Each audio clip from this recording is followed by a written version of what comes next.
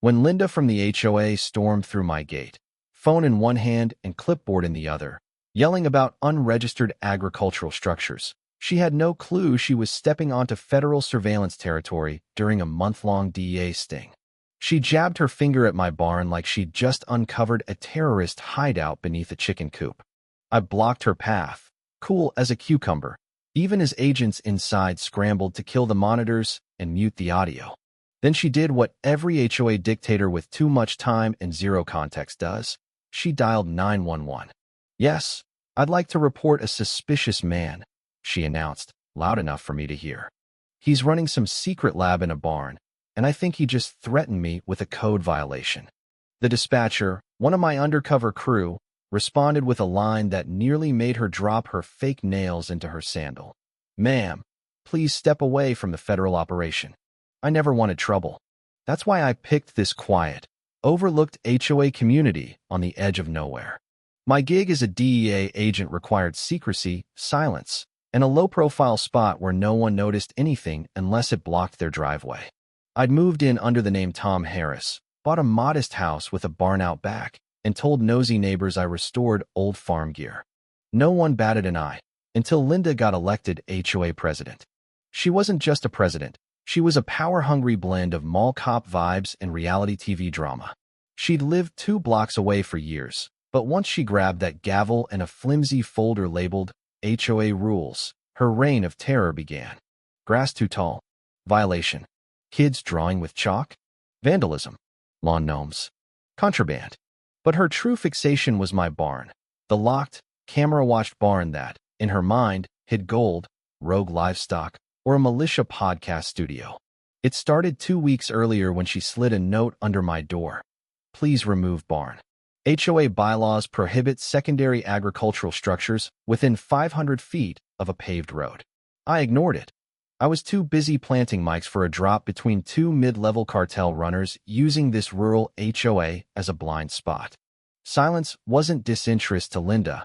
It was a declaration of war. Next time, she showed up with backup.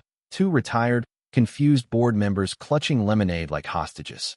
She strutted up my driveway in her HOA president visor, demanding a surprise inspection. I laughed and shut the door. 10 minutes later, she was in my backyard, peering at the barn through binoculars like she'd spotted Bigfoot behind a tractor. I should have seen the 911 call coming. The irony? The dispatcher was Agent Lopez, posing as a county worker to reroute local cop inquiries that could blow our cover. When Linda called, half the agents in the barn were mid-debrief, watching cartel couriers via a camera disguised as a busted weather vane.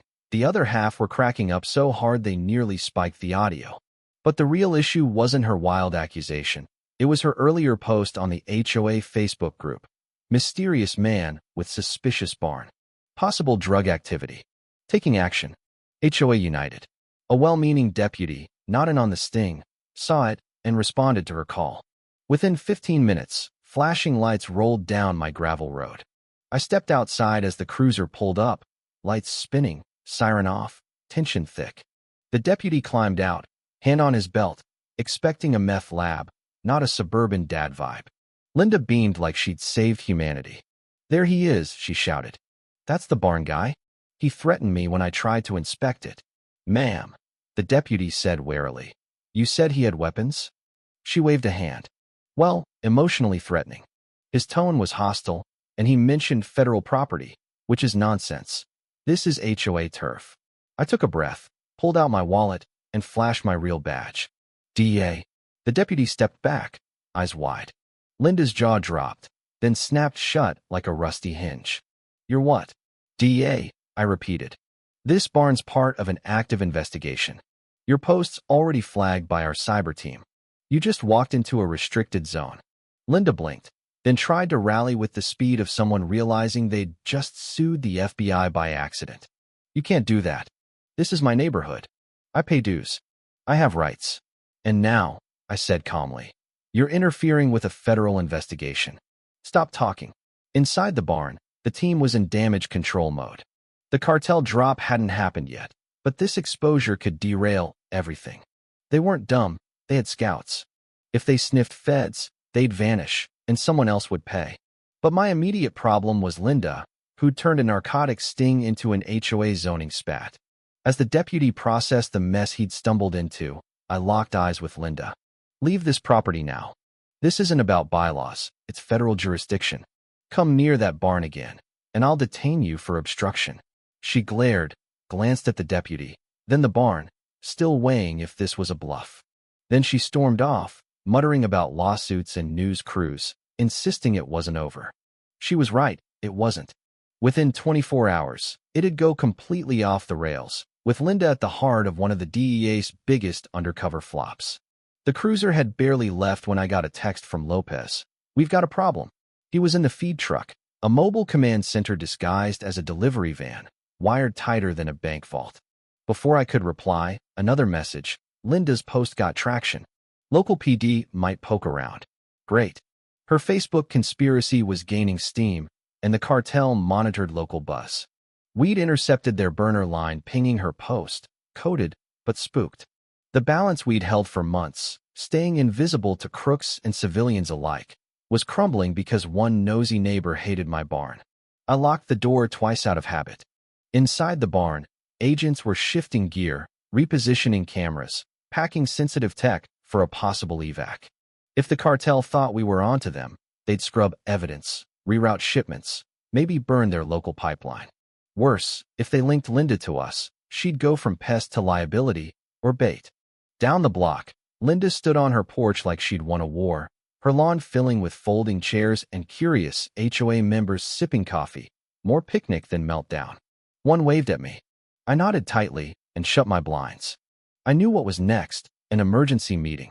Sure enough, 30 minutes later, Linda was out with a megaphone and a stack of HOA bylaws, yelling about civic duty and exposing government squatters. I cranked the barn's perimeter mic. She was in full theater mode. We can't let this barn become a hub for illegal activity. This is our community, not a spy base. Someone asked what she thought I was hiding. It's either a drug lab or a secret cloning operation, and either way, it violates fence setbacks. It'd have been funny if it weren't tanking a federal op. Then I saw the cop, not the earlier deputy, but an older guy, heavier, with a serious stare. He wasn't in uniform. He knocked politely, but his stance screamed trouble. I stepped out, flashed the badge, and nodded at the barn. I need to verify your jurisdiction, he said, clearly not part of the sting. Call this number. I replied, cool as ever. Ask for Agent Carter. Passcode, Houdini protocol. He gave me a hard look, then called. 2 minutes later, he hung up, nodded with respect. Didn't know I was walking into that kind of op. I gestured toward Linda's place. Not everyone got the memo. She called your station twice, said I'm building a missile silo. Would have been quieter, he muttered. We shook hands, and he left, warning me her antics might draw more eyes. That was the real threat. The sting had a tight window. If the cartel drop happened in 72 hours, we could wrap it up clean, arrest the couriers, shut it down quiet.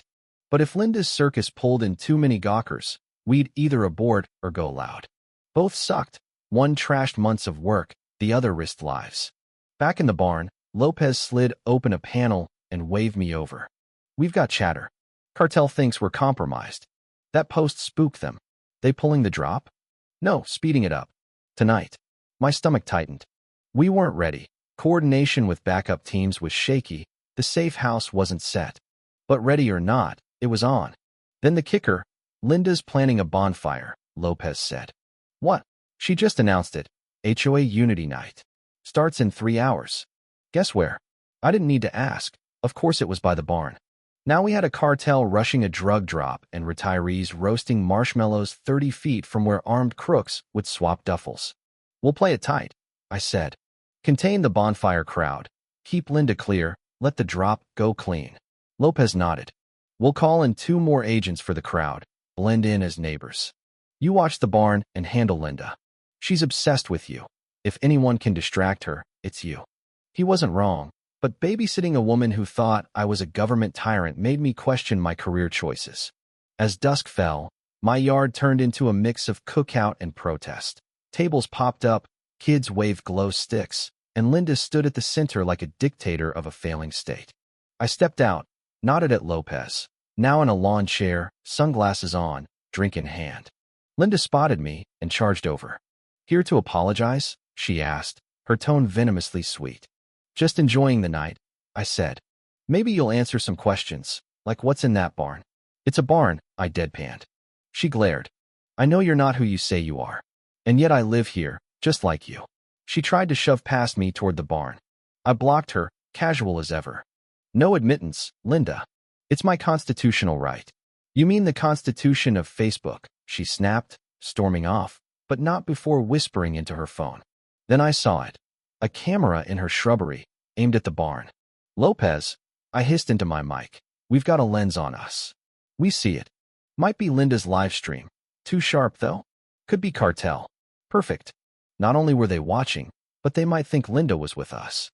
Night fell, the fire blazed, neighbors roasted hot dogs, and somewhere in the dark, cartel operatives closed in. Linda was prepping a speech by my barn about justice and transparency. Heaven help us all. By morning, Linda had crowned herself a whistleblower. Her HOA post, featuring a blurry barn pic with a red circle around a government censor, had 300+ comments and hit conspiracy pages like Patriot Truth and Shadow State Exposed. One claimed black helicopters hovered overhead, our budget wishes. Another swore the barn was a FEMA camp. It'd be hilarious if it weren't deadly. Emboldened, Linda strutted around in a self-made community defender sash, toting a binder labeled Proof, screenshots of emails to news stations, a Photoshop pic of me with a hazmat guy, and maps screaming coincidence. We were in deep now, not because Linda was a threat, but because she drew uncontrollable attention. The more she ranted, the higher the risk of someone, innocent or cartel, blowing our cover. Our window shrank fast. Then she upped the ante with a pie, apple, with a GoPro buried under foil. She dropped it off at noon, smirking like she'd cracked the case. I took it, handed it to Lopez, and he found the camera in 5 minutes. It was broadcasting. She'd gone from pest to legal problem. We needed to know what she'd spilled, to whom, and how much damage she'd do before the drop. Things spiraled when Linda called an emergency HOA meeting titled Safety and the Barn 14 Mystery at the rec center. I went, not by choice, but necessity. 50+ residents filled folding chairs, retirees, parents, and 2 biker types who didn't belong. Lopez was there, posing as a dad with a juice box. Linda stood up front, projector ready. Her first slide, a black and white barn pic with "What's he hiding?" in huge font. She paced, voice rising. "What if I told you a secret op was 2 houses from your kids? That agents are watching us, using your dues for their electric bill?" Nods followed her wild leap. Slides piled on. Mind control, land grabs, even weather control. Lopez whispered, "If she says tornado machine, I'm out." I wanted to laugh, but it was chaos. Her finale. "We demand barn access. Full inspection now." Half the crowd cheered. I stood, walked to the front, and faced them, voice steady. "What's in that barn is legal and necessary. You don't need to know, because if you did, you'd be targets. Not from us, from people who shoot first. Linda's playing with fire. Keep this up, and someone, maybe her, gets burned." Silence hit. Not everyone bought it, but enough hesitated. Linda flushed, tried to argue, but her grip slipped. Still, she didn't quit. That afternoon, she emailed the neighborhood about a peaceful bonfire demo, 20 feet from the barn, map included. The DEA didn't scrap the sting, we couldn't. The drop was set for 9 p.m. In 6 hours, we'd run a bust amid a suburban block party. The plan: Lopez and 2 agents in the crowd, a female agent distracting Linda as a new neighbor, me at the barn on signals, drones as backup. If the cartel veered, we had 30 seconds to pivot, or it'd blow up. That night, lawn chairs dotted the grass, tiki torches glowed, and I watched the driveway, soda in hand. Linda sipped a wine cooler, bragging about snitching on her cousin to the IRS over grass clippings, oblivious that the cartel was streaming her bonfire, thinking she was with us. The night kicked off with hot dogs, lanterns, and country tunes, a typical barbecue, except my barn hid mics. DEA agents mingled, and cartel trucks rolled in. At 8:43 p.m., Lopez's voice crackled. 2 vehicles, no plates, blacked out windows. "It's go time." I stayed put. The plan: let them park by the barn, start the deal, then swarm. But Linda struck. Her table, cupcakes, sparklers, freedom from corruption sign, blocked the barn path. As the trucks crept in, she climbed onto a cooler with her megaphone. Neighbors, we're here for fellowship, firelight, and to stand against shadows in our community. Agents groaned. The lead truck slowed, headlights sweeping the crowd. On the feed, a hand hovered near a gun. This was ugly. They'd been promised quiet, not a lit-up party with a loudmouth and flip-flops. Lopez hissed. They're spooked. Too many eyes. Comment now, or they're gone. I crossed the yard. Linda zeroed in.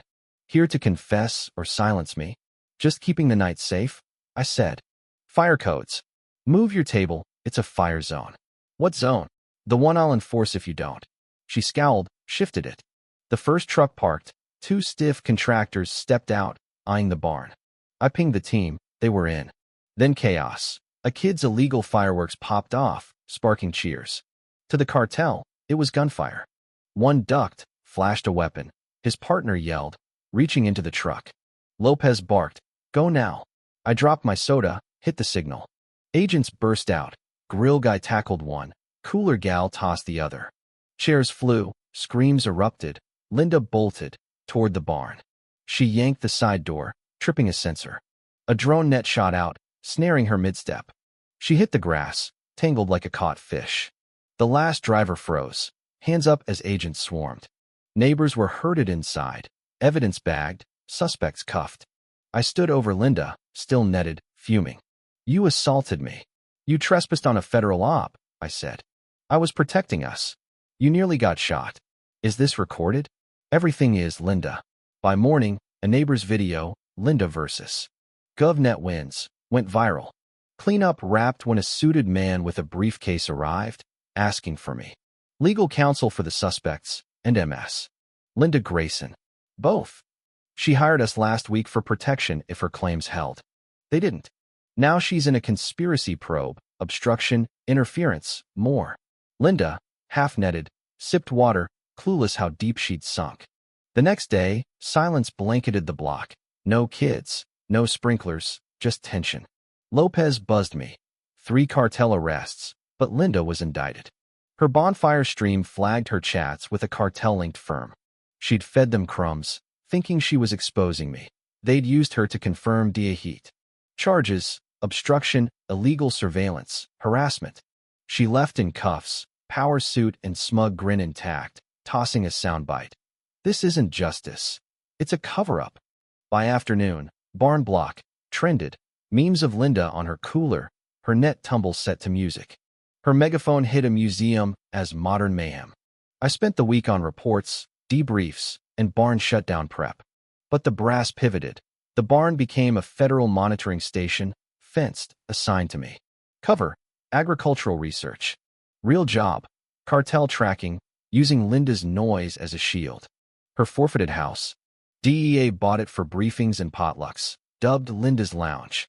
She pled guilty, obstruction, surveillance, interference, got 5 years probation, 200 hours cleaning federal barns. Day 1, she showed up in her old visor, arguing regs while mucking stalls. No one cared. The block normalized. Hedge chats replaced barn talk. Wi-Fi names like Fed Barn Zone and mailbox stickers lingered. 2 months later, a letter arrived, no sender. I, Linda Grayson, request a presidential pardon and permission to start a prison HOA. Attached, a flyer, Prison HOA Weekly. Her cellmates had elected her president. I laughed, nearly spilling my coffee. Linda hadn't changed, but the barn door was shut tight.